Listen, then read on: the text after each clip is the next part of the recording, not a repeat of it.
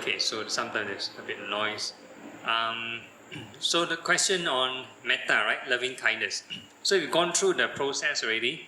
Last night, we talked about the Karaniya Metta Sutta. Yeah, but it doesn't mention what kind of concentration it can enter. It does mention the goal, it can reach enlightenment. So there's a sutta that I normally refer. There's another sutta, but not inside the chanting book. It's called the Mettang Sutta. There's an M behind the metta. So it's a Mettang Sutta. So it talks about the 4 sublime states practiced by other ascetic practitioners outside of Buddhism. So this group of practitioners came to see the Buddhist monks, and they were like having like some kind of interfaith kind of exchange. So the monks, the ascetics told the monks they practice these 4 sublime states also. They wish here, behind, left, right, up, down, loving kindness. Then they can enter the first level of concentration. So that's for metta, loving kindness. For compassion, they can enter second level of concentration. Then the 3rd sublime state, appreciative joy, enter the 3rd. And the 4th sublime state, equanimity, enter the 4th. So the monks were like, okay, yeah, other practitioners also can do it. So they went back to see the Buddha and told the Buddha about this conversation. And the Buddha said, okay, next time if you ever exchange again, tell them this is the Buddha's technology, the Buddha's ingredient. The Buddha's ingredient is, after you do loving kindness, you add insight. So after, when you do some proper investigation, and if you trigger the 7 factors of enlightenment, 7 factors of awakening, then this loving kindness can go to the 4th level of concentration. So likewise for compassion, it can go to the 5th, which is infinite space, and appreciative joy go to infinite consciousness, and equanimity enter this perception of nothingness. So that's the sutta. Either you get liberated or go beyond, or you stay with that concentration. So that's the so-called solid Buddha's guarantee. So what does these 4 sublime states do actually? So loving kindness is to overcome anger. Overcome anger. And like all meditation objects, a person can either practice in the middle way or practice wrongly, practice to the extremes. So extremes is either greed or anger. Either greed or anger. Okay, let's say my left hand, which is your right, is anger. And then my right hand is greed. And imagine there's a column. My center is the middle part. Imagine. So imagine anger is one extreme. Anger is one extreme. So the middle path is loving kindness. And what is the other extreme? It's loving kindness mixed with selfishness. Loving kindness mixed with greed. So we call this affection. That means you love somebody or love a certain thing or certain person or groups of people with strings attached. So we call this affection. So normally, I will use an example of like temple setting. A lot of people go to temple, then they bye, right? Then they take the joystick and they pray. So the first thing they do, or normally the Chinese tradition they do, is they will wish for themselves or wish for their family to be successful, to be healthy, prosperity and stuff like that, right?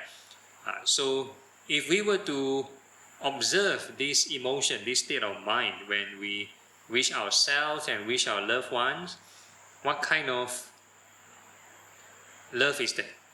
What kind of emotion is that?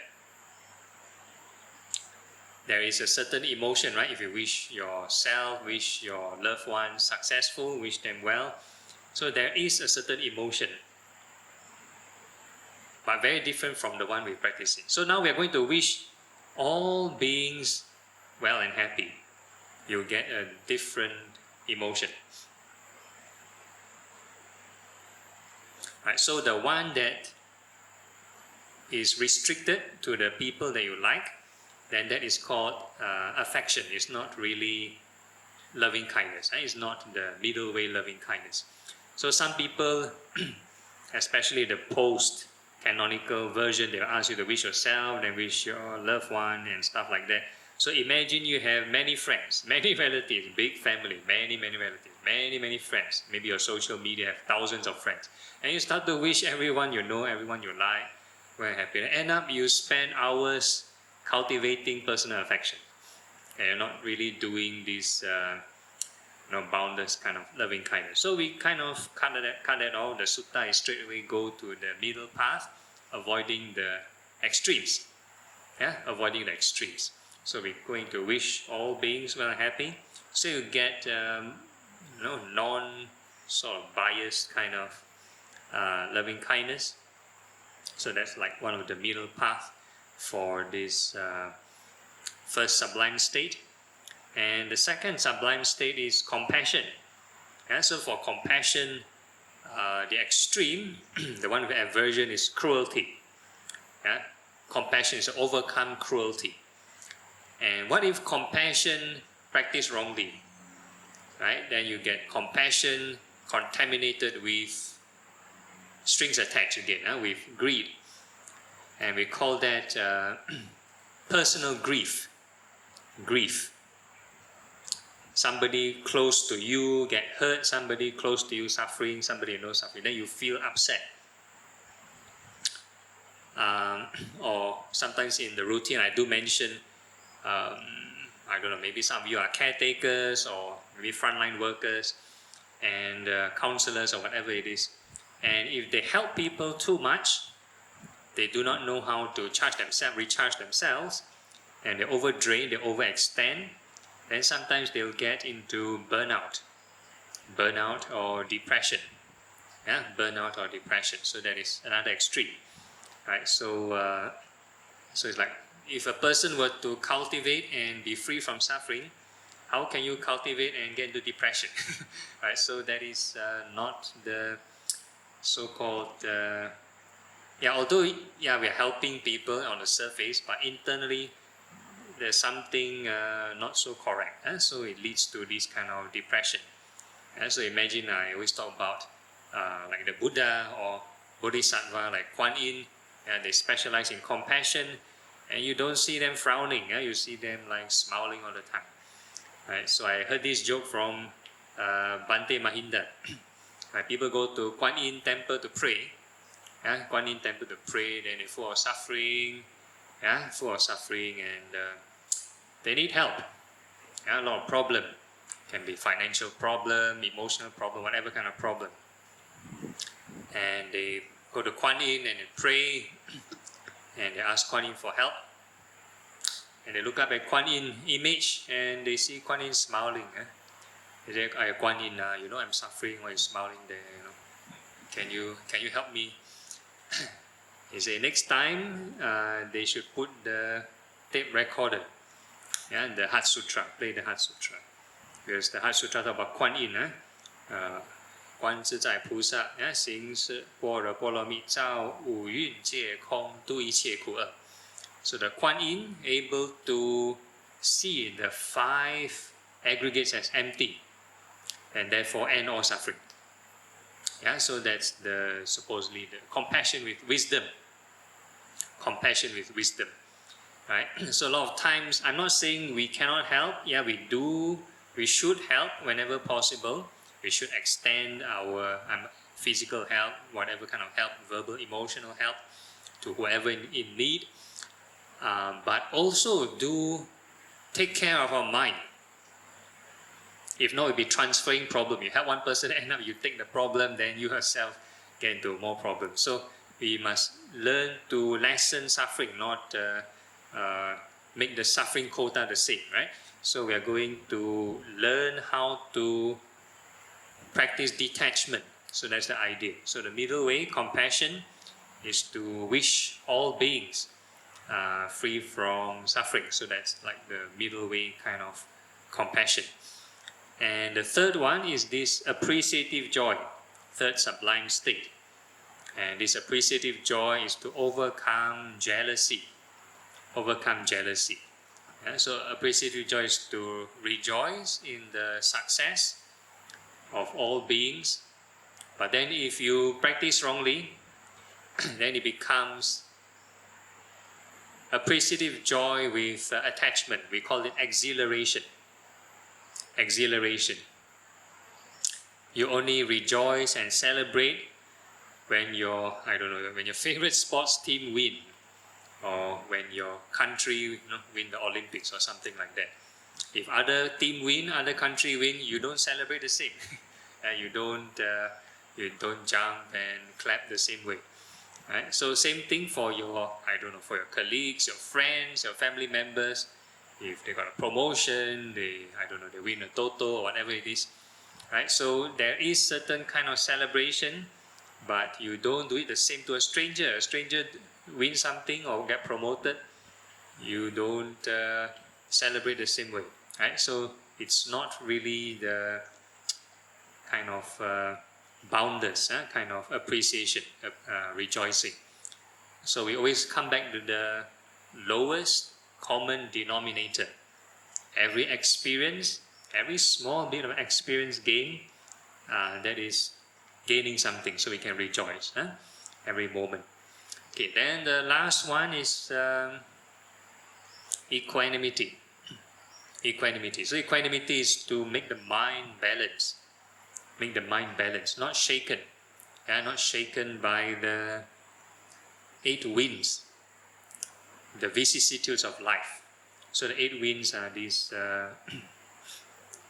praise, blame, fame, defame, pleasure, pain, gain and loss. So the ups and downs in life, basically. So if the mind is always affected, people praise you, you feel so happy, and people criticize you, then you feel so depressed. I think very common now. You can see like in the maybe social media, maybe for younger people, they haven't gone through so much hard knocks in life. Then people troll on their Facebook only, then they get depression, they get suicidal. And you see like celebrities, committing suicide and stuff like that. So so this is the we call the mind without equanimity. Mind is easily shaken. A bit of things change, then you get upset or get too happy. So in a strengthened mind, equanimity, and the opposite is restless mind. The mind always running here and there like monkey. So some people will say, my meditation, the mind always running here and there like monkey. So I'm not suitable for meditation. Maybe I shouldn't come and meditate. Right? But rest assured, restless mind is very normal. Only an enlightened person can overcome restlessness. So if you do not have restlessness, then you do not need to be here. If you do not have restlessness, then you do not have to be here. So the fact that we have room for improvement, that's at least we troubleshoot something. And the other extreme is a kind of equanimity taken by mistake. We call this a worldly kind of equanimity, or another term is called callousness. So the Singlish or maybe the common lingo would be heck care. That means you don't care. So that is callousness. Right? Maybe somebody faint in front of you, fall down and faint in front of you. You just turn away and you don't care. Right? So that is not equanimity. That's ignoring. So real equanimity means when you face your tasks, face your duties and responsibilities, the mind still can remain unshaken. So that is the real kind of equanimity. So the problem to apply this is during retreats, when we have lesser tasks to do, we don't have to worry about assignments and projects and deadlines. Then we think we have equanimity. The mind very peaceful, don't have to worry too much, right? So we think we have equanimity. The mind very peaceful. Then once you go back home, then if that thing is gone, that means that's not the real equanimity. Not the real equanimity yet. It's just temporary callousness because you temporarily push aside certain tasks, then you have peace of mind. Right? Once you go back to your task again, then the peace is gone. So that's not the real or long-lasting kind of equanimity. So there are different layers of equanimity, or different layers, different spectrum of these sublime states. So the Buddha mentioned there's this worldly happiness, worldly joy, worldly kind of equanimity, where that is born from our senses, eye, ear, nose, tongue, body, mind. The nice shows we see, the nice music we hear, the nice taste, right? Nice touch, whatever, right? Nice thoughts. So all these are worldly kind of happiness. It may bring worldly kind of equanimity if you are neutral to it. You're neutral to it, and it's the worldly kind of equanimity. So that is one level. You don't have to cultivate to achieve this. So this is the worldly way of doing it. And the next level, the Buddha said, is called unworldly. Yeah, so the first level is called worldly, the sensual kind of happiness, sensual kind of equanimity. And the next level is called unworldly. Unworldly kind of happiness, unworldly kind of equanimity. So this one requires one to enter these concentrative states called the jhanas. Yeah, called the jhana. So in the Noble Eightfold Path, there's the last one, which is right concentration, talks about these jhanas. So there, in theory, so the jhanas have four kinds of jhanas, form jhanas, and 4 formless concentration. So total there are 8 levels of concentration. So each level will give a different kind of experience. So the first level of concentration, the first jhana will have this joy, happiness, initial sustained thinking. Second level of concentration will have joy, happiness, but no more initial and sustained thinking. The third level of concentration will have equanimity, no more joy, will have happiness and no more joy, but have equanimity also.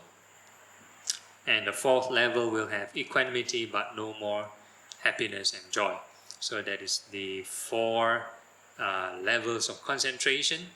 And you have the 4 formless concentrations. You have the perception of infinite space, perception of infinite consciousness, this perception of nothingness, and the neither perception nor non-perception. So total 4 formless concentration. Sounds very bombastic, but that's the name given to those experiences. So these are the unworldly kind of equanimity or unworldly kind of happiness. And there's another level. It's called beyond unworldly. Beyond unworldly. So that is if a person wants to cultivate wisdom or cultivate towards liberation, then there's another kind of happiness, another kind of equanimity beyond the jhanic kind of experiences. So, like for example, in meditation, we talk about thinking of impermanence. Let's say we do samatha meditation first. We think of may all beings be well and happy. It gives a mind a certain pleasant feeling, pleasant emotion. Then we switch to impermanence. So the part when we switch, and if you keep on thinking of impermanence, and if you, let's say you truly let go, it will have produced a surge of this joy, a sudden surge of joy arise, temporarily, a very short surge of joy arise. So that surge of joy arise is the indication of the wisdom path. There's real detachment. That means you're heading towards the unworldly kind of, beyond unworldly kind of experiences, towards that path. Alright, so that is the 3 different spectrums of these emotions. Alright, so when we cultivate, we have to differentiate which path we are going to. So the first 2 paths is very temporary, like the nice, nice sounds, nice taste, for a while only, then gone. Very impermanent. Same thing with concentration, also impermanent. You only when you apply certain conditions, certain thoughts, certain action, then these emotions will appear. When you don't apply, it may last for a while, then afterwards disappear. It's just like, starting a barbecue pit. Now you can have all the charcoal and fire. The fire will last for a while. Once you don't maintain, the fire will be gone. So that's how impermanent is this concentrative state. And the last one, we are aiming supposedly for the last one, supposedly more sustainable. If a person truly can go against the stream until the source, the original point, then you're considered safe. You don't have to fight the currents anymore because you sort of go to the starting point. So that is the supposedly objective. Right? So in between, let's say even we experience this Dhamma joy, whatever, it's just a sign, it's still not the ultimate goal, then we still need to continue, travel along against the stream. Okay, so that is short explanation of this 4 sublime states. After this talk, if there's no questions, then we can proceed.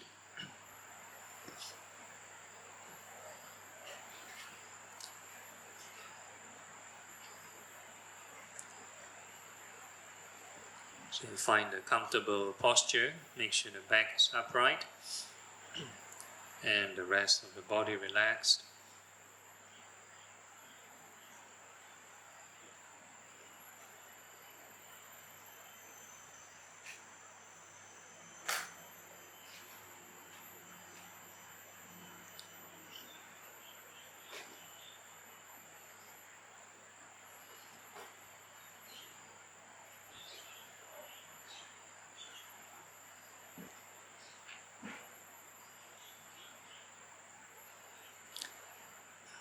Okay, so we're going to do the combination of these impurities of body meditation followed by the sublime states.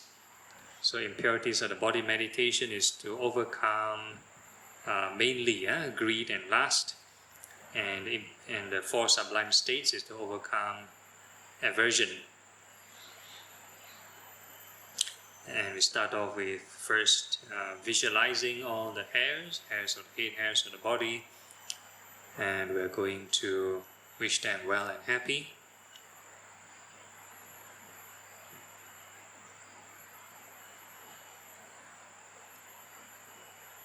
Every time we think of a new image, a new patch of hair, we are going to wish them well and happy.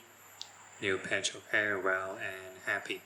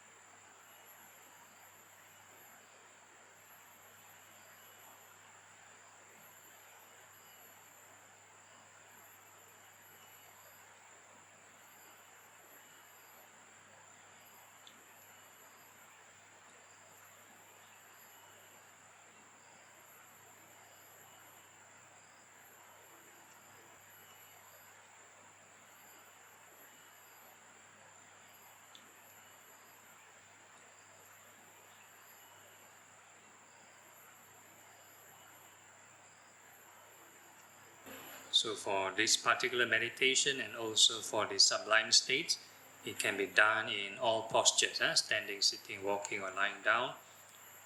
So you think of this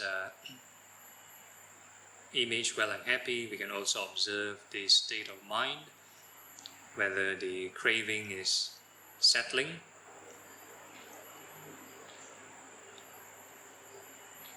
Are you getting more tension or less tension?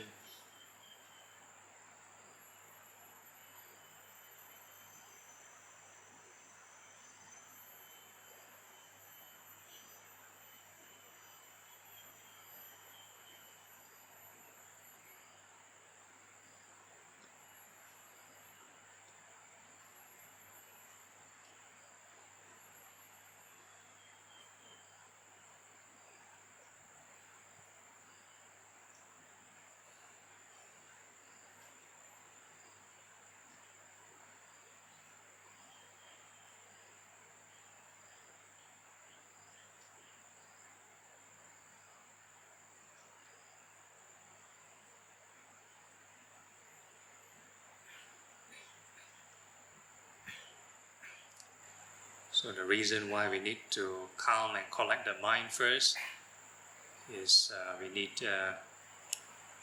neutral emotion, objective emotion, minimal objective emotion before we can think of like birth and death. If not, the mind cannot accept, my hair start to turn white lah or start to fall off lah. Cannot accept lah, must go and see hair specialist. Must go to this Yunnan treatment center. Must go and dye my hair this color, that color. So you cannot accept. So you need to make the mind emotionally stable first. This calming, the samatha phase, or this unifying the mind phase. But for this particular routine, this impurities of body meditation doesn't lead to any concentration. It just calms the mind down to the baseline emotion.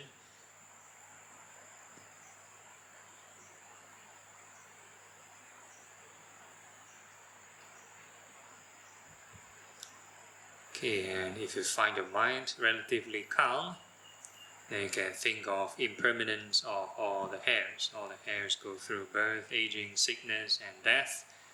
Keep growing and falling, many cycles. And as we keep looping this process, we observe the arising and passing of the 5 aggregates: form, feeling, perception, mental formation, consciousness.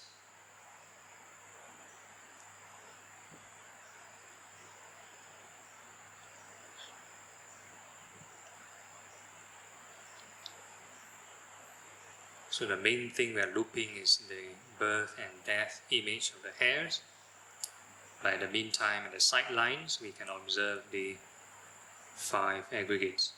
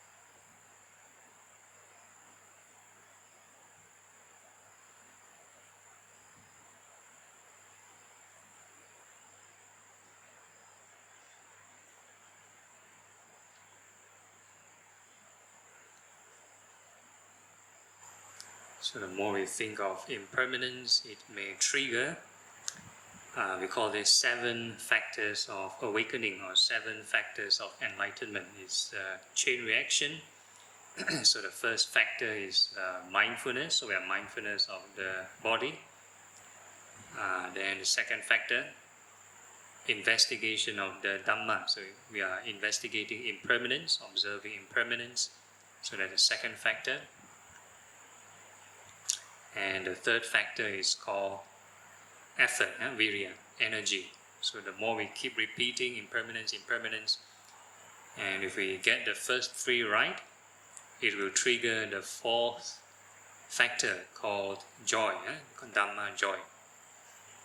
So that is, if there is real detachment, then this joy will arise.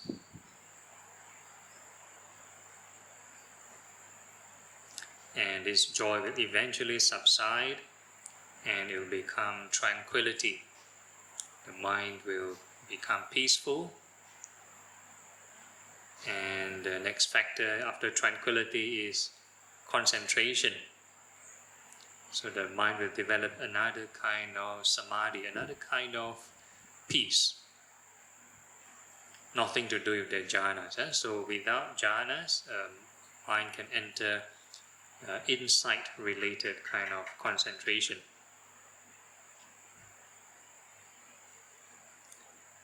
So, and eventually after concentration, one will experience equanimity. So this equanimity has nothing to do with the jhanas as well. So it will give a different text, different feel, different texture, different quality.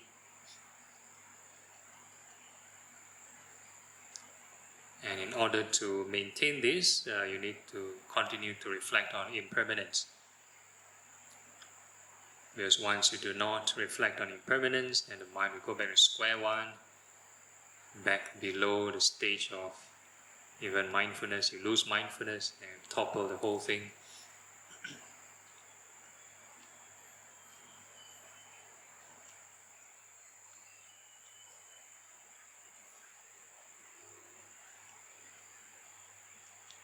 And these 7 factors is an indicator that you are going against the stream.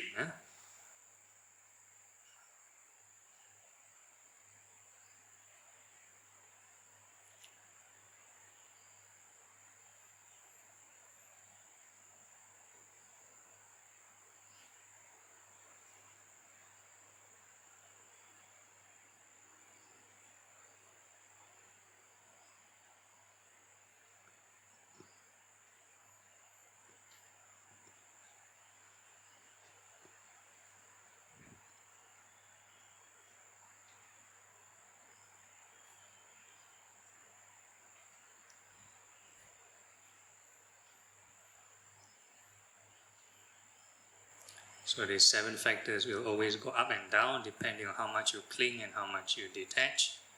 It's like a tug of war. A person may, let's say, reach joy and some peace and some concentration. Once they start to daydream and cling on something and go back to square one, you need to restart over.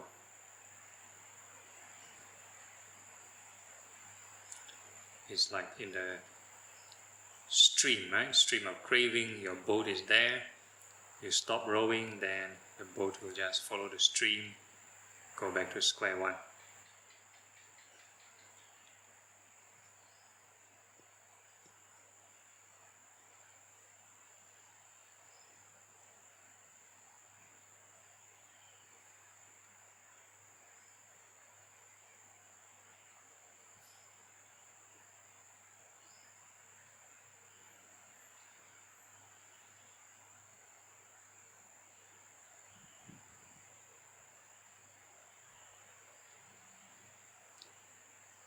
Okay, then we can ask ourselves, are these hairs truly self? Can we tell the hairs not to go through birth and death? Then we move on to the next part of the body, the nails, fingernails and toenails. May they be well and happy. So we have stopped the insight portion and now back to the samatha portion. You can observe any changes in the sense of self. Does the self like re-solidify?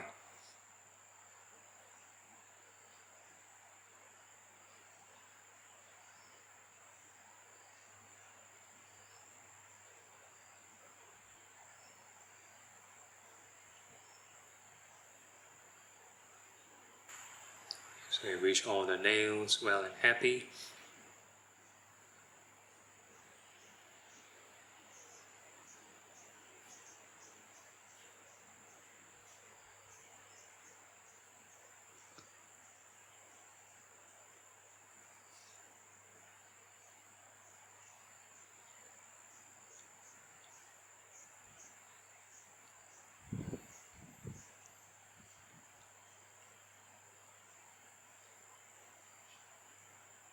And all these nails go through birth, aging, sickness, and passing away. So you think of them growing and falling, many, many cycles.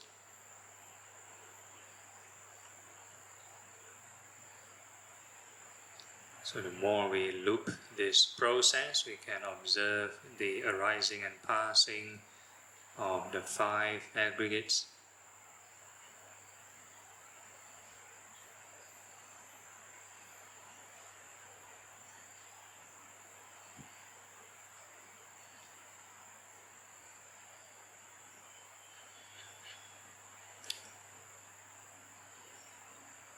So in daily life, we use the cognition of imagination.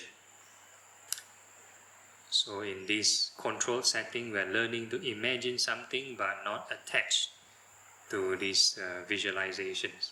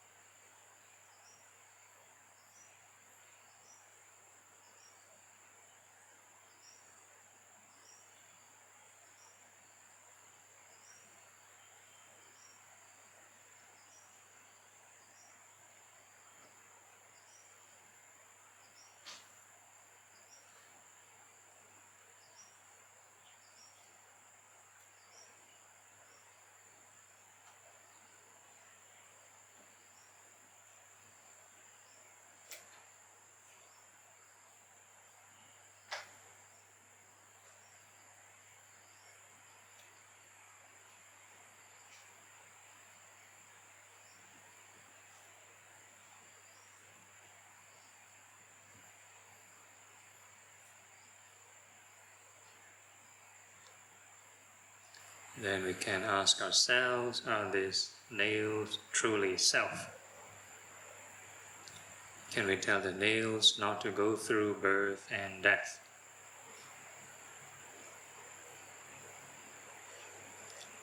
And next we can think of the teeth, all the teeth in the mouth, upper rows of teeth, lower rows of teeth.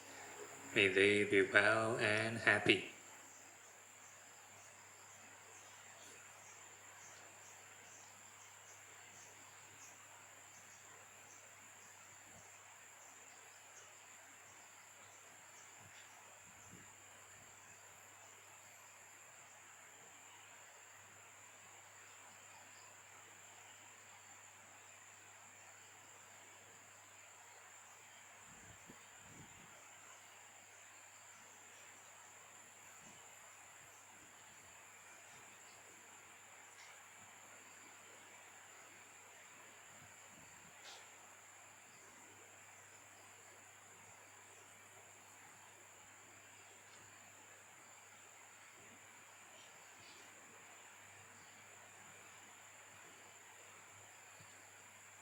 So in this exercise, we learn that the sense of self will appear in any sense door. When we cling onto any sense door, be it imagining the teeth, feeling the elements,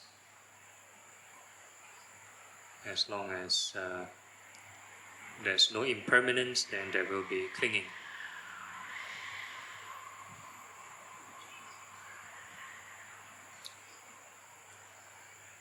Okay, then we can now think of the impermanence of the teeth. All the teeth go through birth, aging, sickness, and passing away.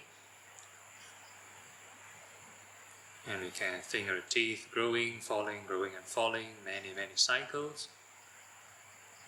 And the more we loop this process, we can observe the arising and passing of the 5 aggregates.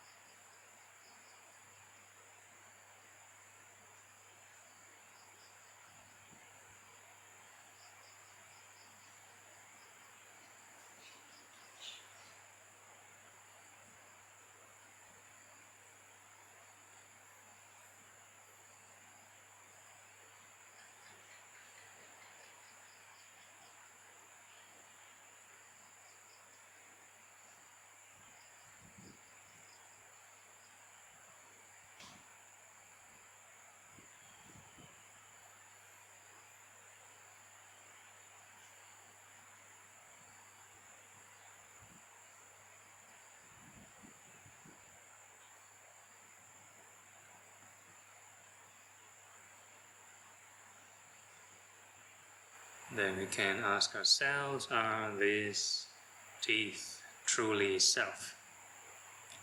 Can we tell the teeth not to go through birth and death?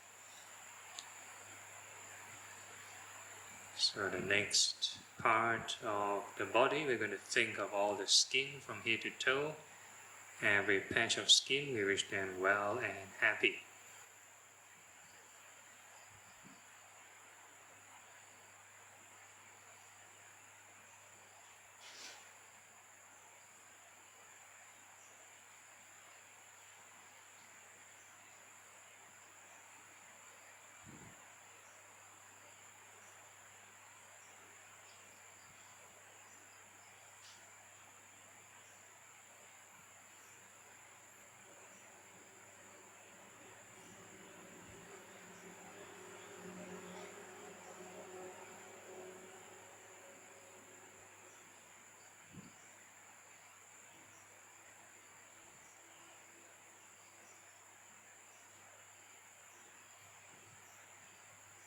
And all this skin go through birth, aging, sickness, and passing away.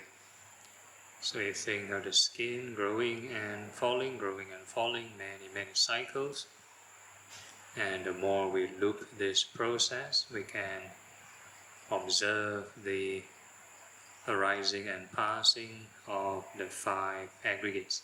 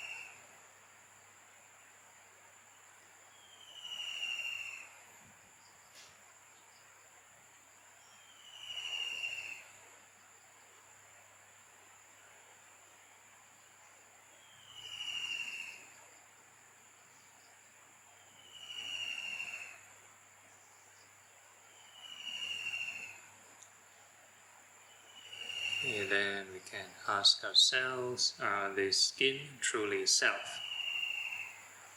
Can we tell the skin not to go through birth and death?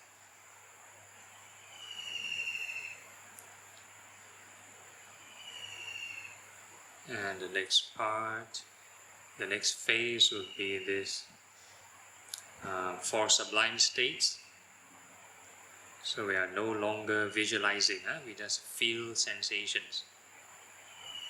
And no need to imagine, we let all this evidence, sensations appear real time. Whatever sensation appear, we just wish them well and happy. So these are the four element sensations: earth, fire, wind, water. Earth is hot and soft, fire hot and cold, wind fast slow movements, water moist and dry. So this is just a general classification. If you encounter any kind of sensation that you cannot determine which element, you don't have to crack your head, doesn't matter. Anything appear, just wish them well and happy.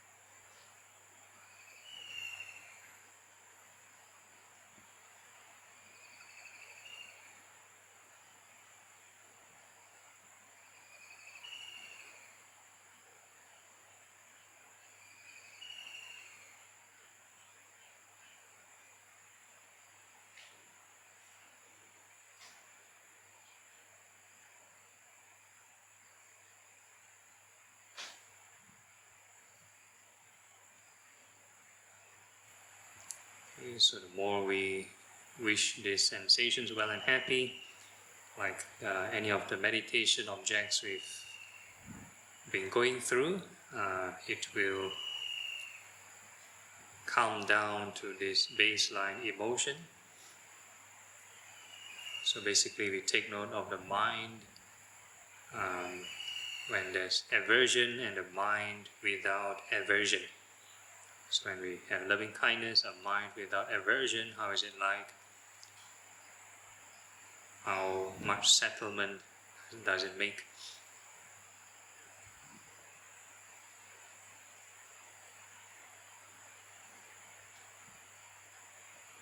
And we call this the restricted form of loving kindness. Still not yet, no concentration, no insight. So that's the baseline emotion.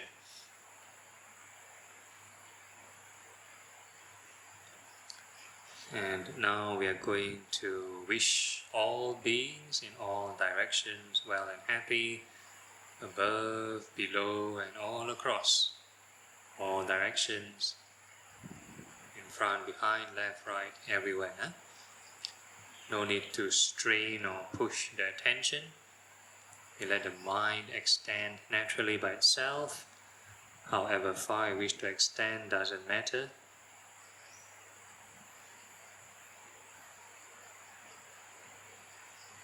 And in this widened field of attention, whatever sensation that you may detect, we are going to wish all beings well and happy. So all beings are made of this, we call the lowest common denominator, made of these elements, made of these aggregates. So whatever sensation you may detect, we are going to wish all beings well and happy. So there's no need to visualize.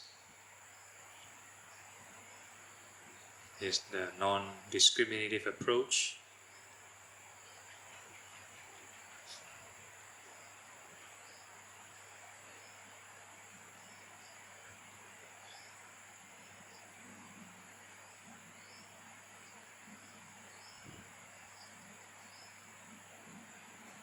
And the sensations may appear inside the body or outside the body, near or far, doesn't matter.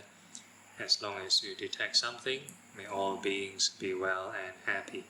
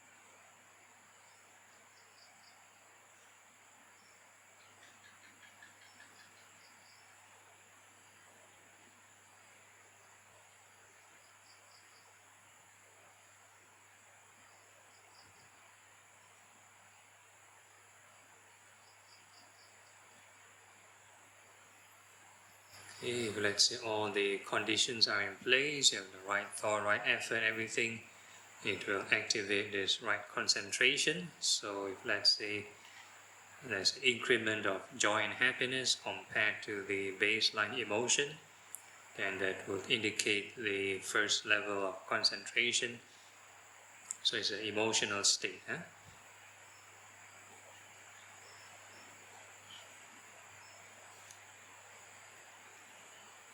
And regardless of what you experience, keep on rowing the boat, keep on wishing all beings well and happy.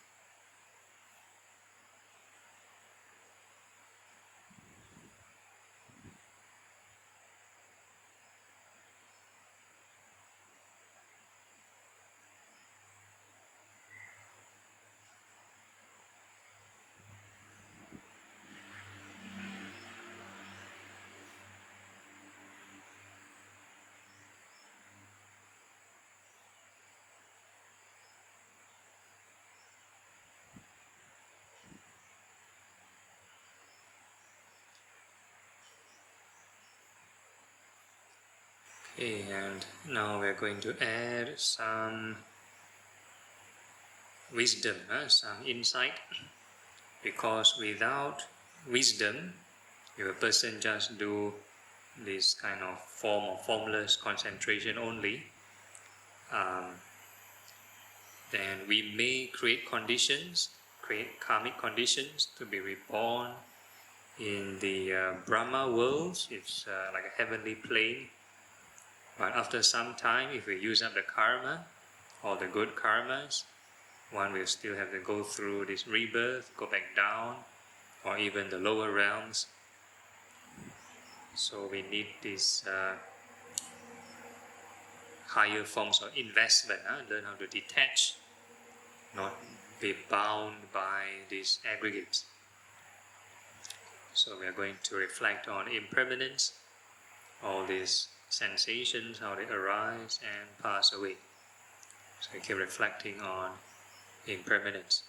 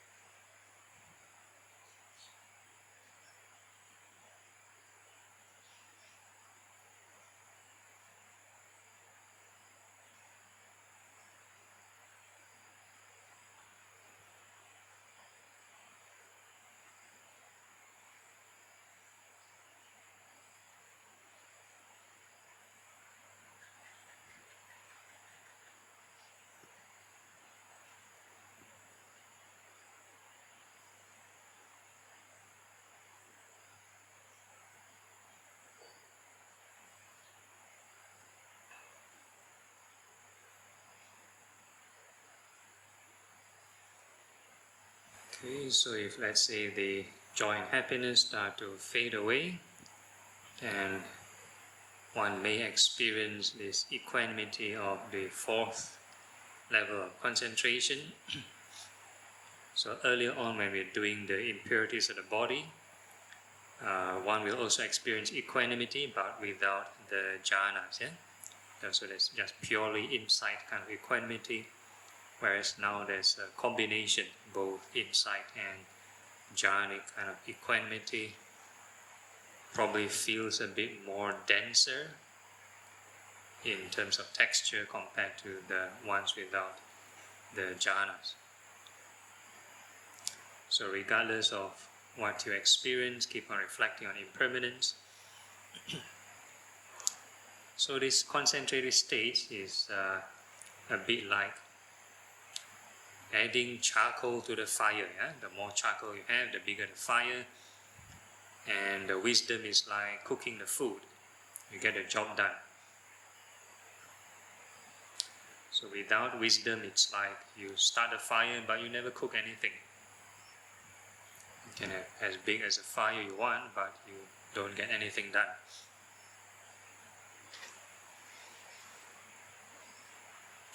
And having pure insight only, without the right conditions, without any kind of concentration, without both jhanic or wisdom kind of concentration, and one will end up having raw food. Nothing gets done.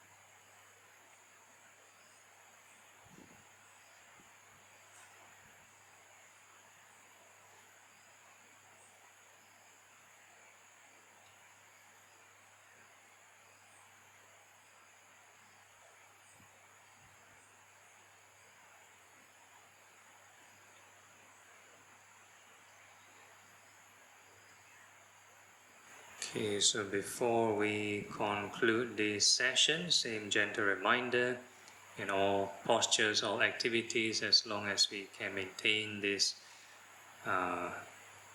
sublime states, then this is the sublime living, and we can gently open our eyes, formally end the session, informally still can generate right thought.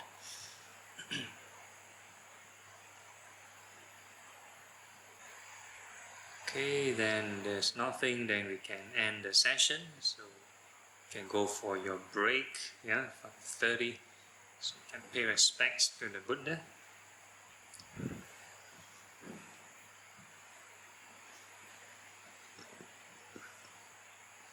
First bow, second bow, third bow.